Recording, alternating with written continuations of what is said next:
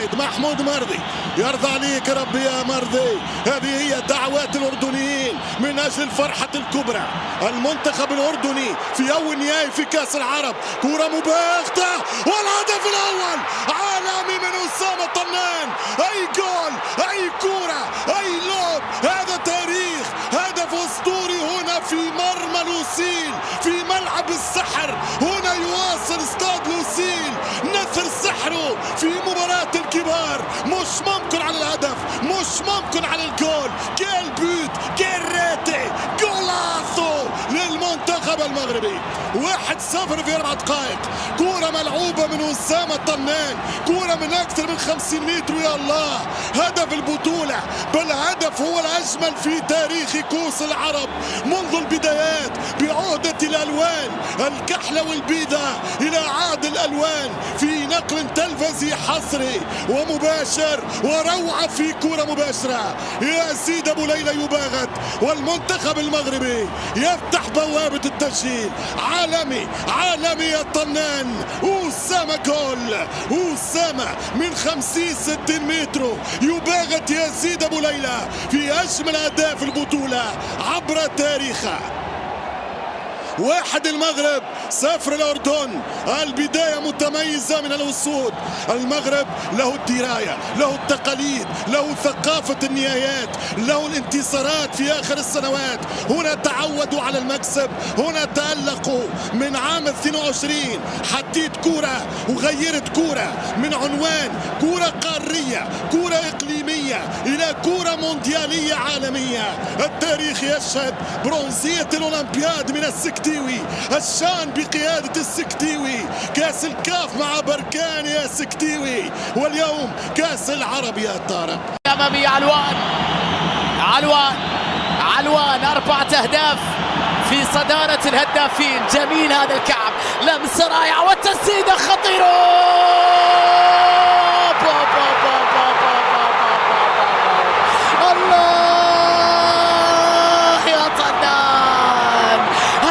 عالمي يا أسامة.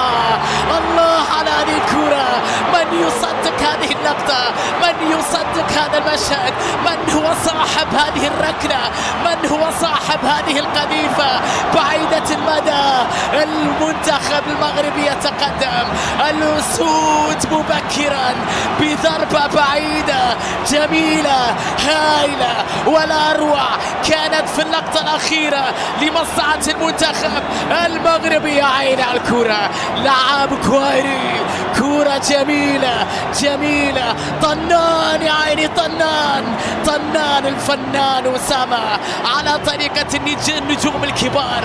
من صاحب هذه الركلة؟ هل كان فان ديراما؟ لا. هل كان كريستيانو رونالدو؟ لا.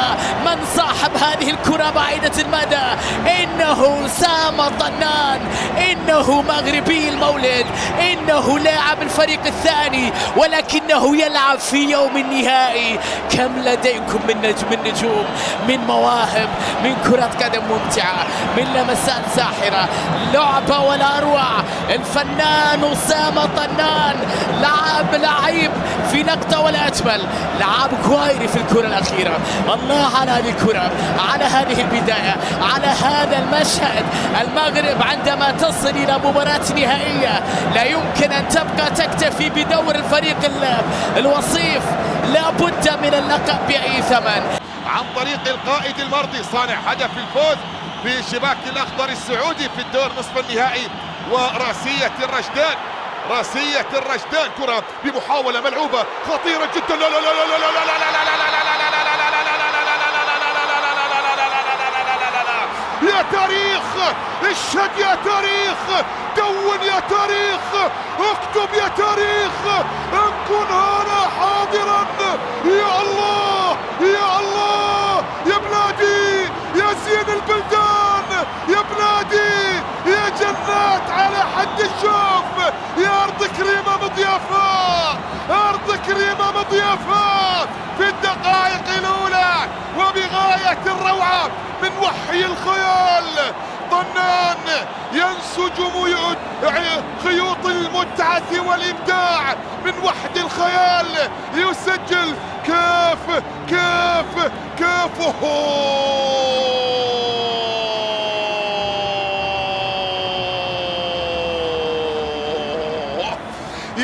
لجمالها ويا لروعتها ويا لحسنها، كحسن المغرب وجمال المغرب وروعة المغرب وإبداع المغرب. يبدع الطنان ليضرب موعدا مع التاريخ بأجمل أهداف العام وأجمل أهداف كرة القدم.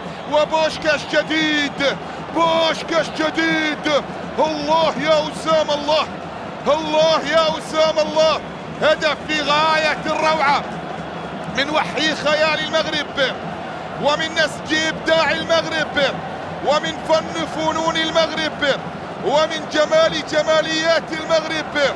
اشحال يا بلادي واللافة واللسان يجي ويشوف. اشحال اشحال اشحال. اي والله اي والله لا يمكن التوقف عن الحديث عن هذا الهدف الجميل. اكبر هداف في الدوري ب4 اهداف. نرجع مغربيه. شوف الكرة غدارة غدارة. اوه شنو هذا؟ شنو هذا؟ كرة مغربية بالهندسة مدروسة. اي دلال يا مغربي يا متحدي. لا غير معقول غير معقول. هذا الحضور الثاني رائعة يسارية من نصف الميدان. مغربية. المغرب مدرسة كروية باستراتيجية عالمية. هات الصورة.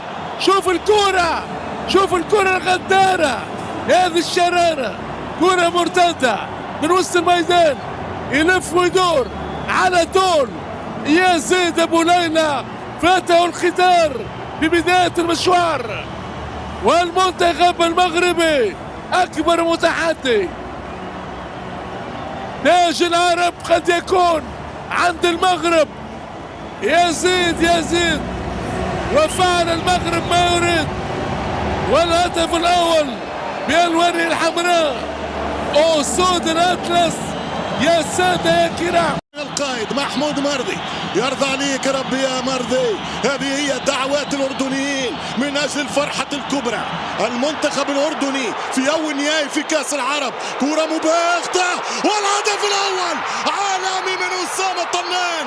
أي جول أي كرة أي لوب. هذا تاريخ. هدف أسطوري هنا في مرمى لوسيل في ملعب السحر. هنا يواصل استاد لوسيل نثر سحره في مباراة الكبار. مش ممكن على الهدف مش ممكن على الجول. كيل بوت كيل ريتي جولاسو للمنتخب المغربي. 1-0 في 4 دقائق. كرة ملعوبة من أسامة طنان. كرة من أكثر من 50 متر. يا الله هدف البطولة.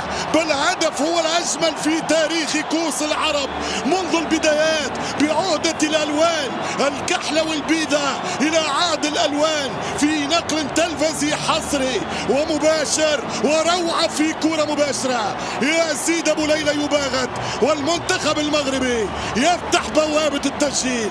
عالمي عالمي يا طنان. أسامة جول. أسامة من 50-60 متر يباغت يا سيد أبو ليلى في أجمل أهداف البطولة عبر تاريخها. 1 المغرب 0 الأردن. البداية متميزة من الأسود. المغرب له الدراية له التقاليد له ثقافة النهايات له الانتصارات في آخر السنوات. هنا تعودوا على المكسب. هنا تألقوا من عام 22.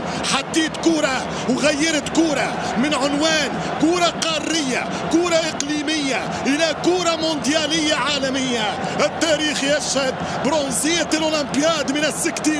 الشان بقيادة السكتيوي. كاس الكاف مع بركان يا سكتيوي. واليوم كاس العرب يا طارق. أمامي علوان 4 أهداف في صدارة الهدافين. جميل هذا الكعب. لمسة رائعة والتسديدة خطيرة.